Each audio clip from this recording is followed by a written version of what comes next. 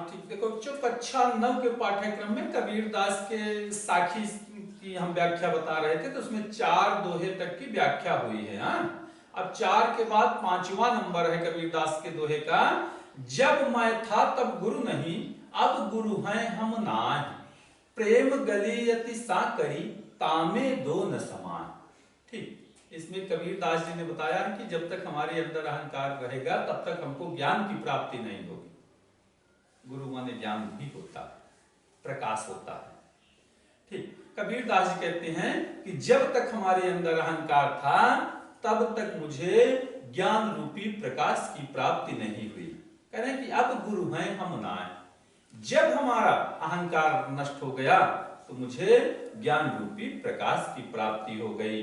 आगे बता रहे हैं कि प्रेम गली यति साकरी, तामे दो न समान। कबीरदास जी कहते हैं कि ईश्वर का मार्ग, मोक्ष का मार्ग, मुक्ति का मार्ग, कहें कि ईश्वर का मार्ग, ईश्वर के घर का मार्ग, वह बहुत ही संकरा है, संकीर्ण, पतला।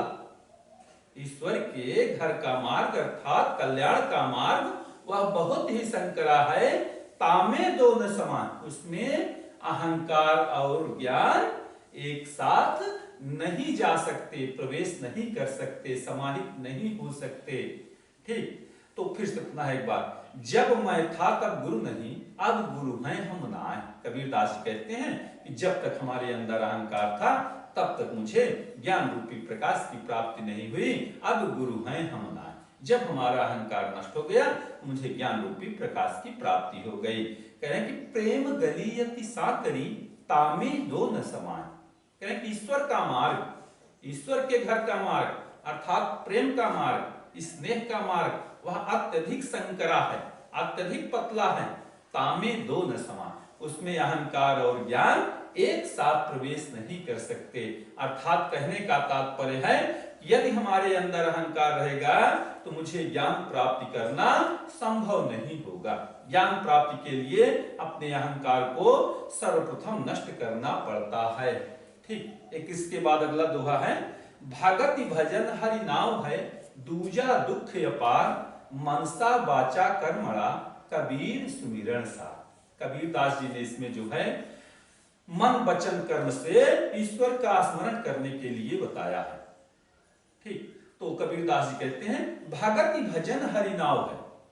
कबीरदास जी कहते हैं इस संसार में भगवान की भक्ति नौका के समान है। अब दूजा दुख अपार, इसके अतिरिक्त अन्य समस्त प्रकार की क्रियाएं ये भयंकर दुखों के कारण है। तो मनसा वाचा कर्मणा, कबीर सुमिरन सार।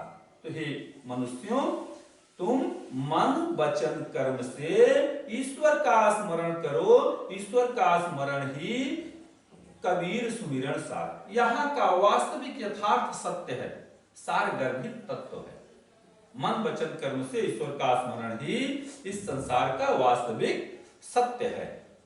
तो मन वचन कर्म से ईश्वर का स्मरण क्या है? सब पहले तो हमको ये जान लेना ना कि ईश्वर का स्मरण क्या है। ठीक। जितने भी अच्छे कार्य हैं सब ईश्वर के कार्य हैं। यदि हम अच्छे अच्छे कार्यों को करते हैं तो हम मान के चलो कि ईश्वर का स्मरण ही कर रहे हैं। तो मन से ईश्वर का स्मरण करना है, वचन से ईश्वर का स्मरण करना है, कर्म से ईश्वर का स्मरण करना है। मन से कैसे ईश्वर का स्मरण होगा?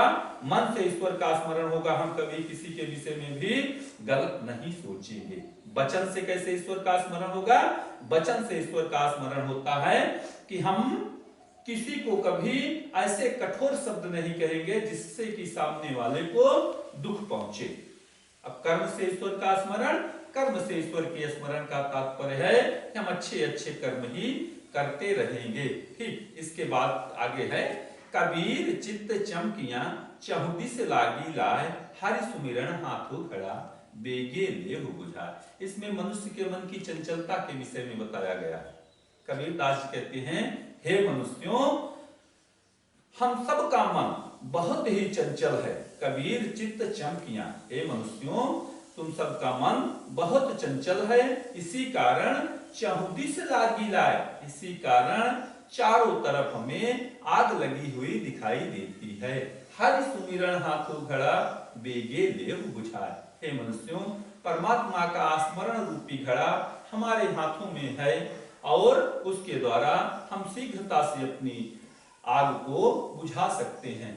हर सुमिरन हाथों घड़ा बेगे लेव बुझाए। परमात्मा का स्मरण रूपी घड़ा तुम्हारे पास है, अब बेगे लेव बुझा, शीघ्रता के द्वारा उस विषय वासना रूपी आग को बुझा लो।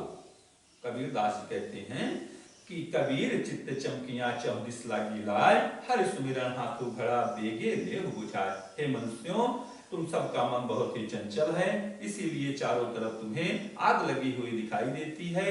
हर सुमिरन हाथों घड़ा बेगे लेव बुझाए। तुम लोगों के हाथ में ईश्वर का स्मरण रूपी घड़ा विराजमान है, उसके द्वारा इस विषय वासना रूपी आग को बुझाया जा सकता है।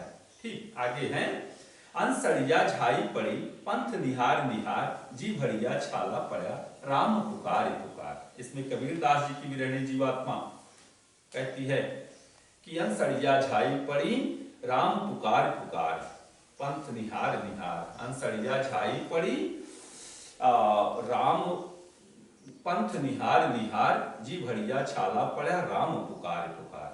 कबीर दास जी की जीवात्मा कहती है कि भगवान का रास्ता देखते देखते, परमात्मा का रास्ता देखते देखते हमारे नेत्रों में पर्दे पड़ गए, झाई पड़ गई, अजीब भरिया छाला पड़ा राम पुकार पुकार। और परमात्मा का नाम स्मरण करते करते हमारी जीभों में भी छाले पड़ गए, अर्थात परमात्मा को प्राप्त करना बहुत ही कठिन कार्य है। निरंतर हम परमात्मा का स्मरण करते रहे। परमात्मा के स्मरण से तात्पर्य है अच्छे अच्छे कार्य करना।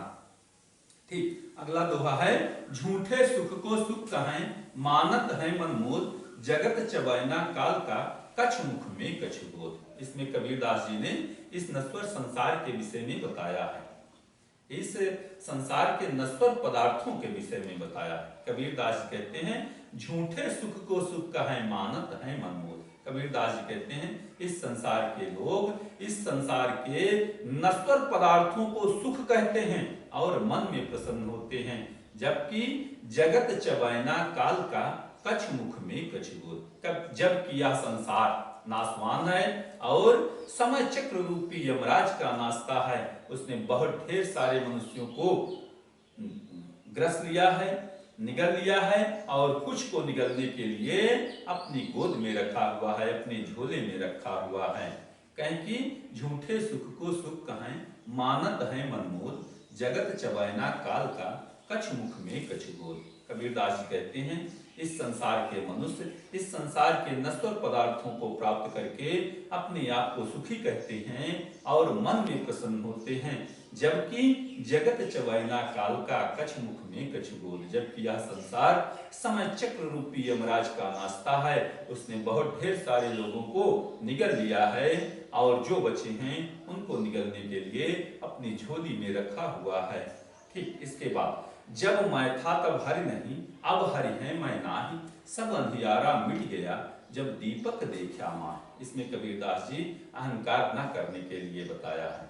कबीर दास जी कहते हैं जब तक हमारे अंदर अहंकार था तब तक मुझे ईश्वर की प्राप्ति नहीं हुई, जब हमारा अहंकार मिट गया तो मुझे ईश्वर की प्राप्ति हो गई। कहें कि सब अंधियारा मिट गया जब दीपक देखा माँ। कबीर दास जी कहते हैं कि जब मुझे ज्ञान रूपी प्रकाश की प्राप्ति हुई तो हमारे हृदय के समस्त ज्ञानता रूपी अंधकार मिट गया।